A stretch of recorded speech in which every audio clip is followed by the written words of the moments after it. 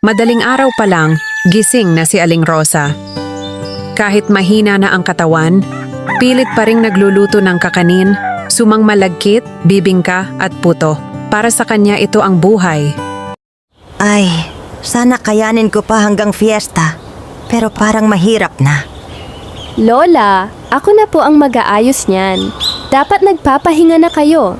Ay anak, hindi ko kayang hindi magtinda. Para bang pag wala ako sa palengke, hindi buo ang araw ko. Lola, bakit hindi niyo ako turuan? Para ako naman ang magpatuloy sa inyo. Baka na nga panahon na. Sa loob ng ilang linggo, araw-araw na sumama si Liza sa kusina.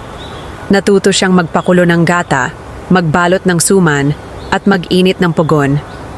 Ganito po ba, Lola? Tapos tiklop dito. Higpit dito.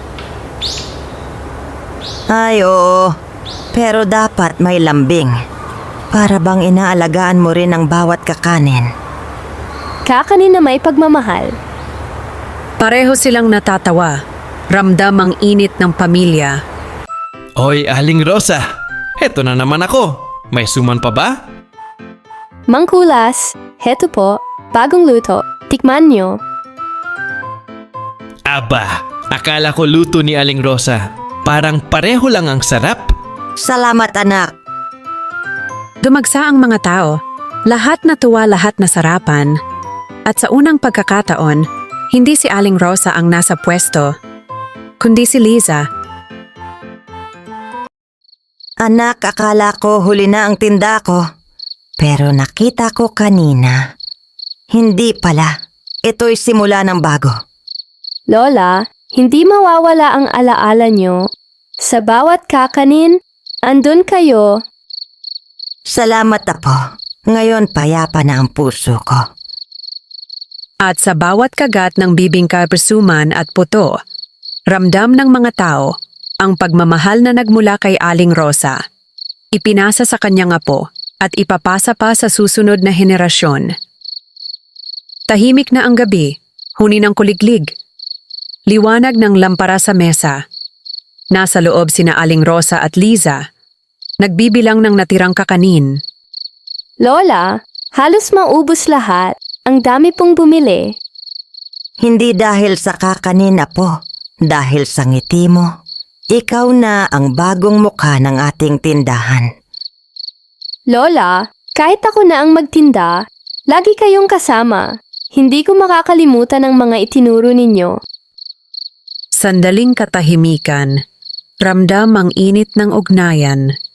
Maririnig ang mahinang tugtog mula sa malayo, tanda ng kasiyahan sa baryo. Muling maingay sa palengke. Si Liza ngayon ang nakapwesto, mas kumpiyansa, masigla. Si Aling Rosa ay nakaupo sa tabi lang, nakangiti. Aba Liza, mukhang ikaw na talaga. Ang bagong reyna ng kakanin. Mangkulas, kapag hindi kayo bumili, magtatampo si Lola. Hoy! Kulas! Suki ka na! Baka magtinda ka na rin ng kakanin sa sobrang hilig mo. Nagkatawanan ng lahat.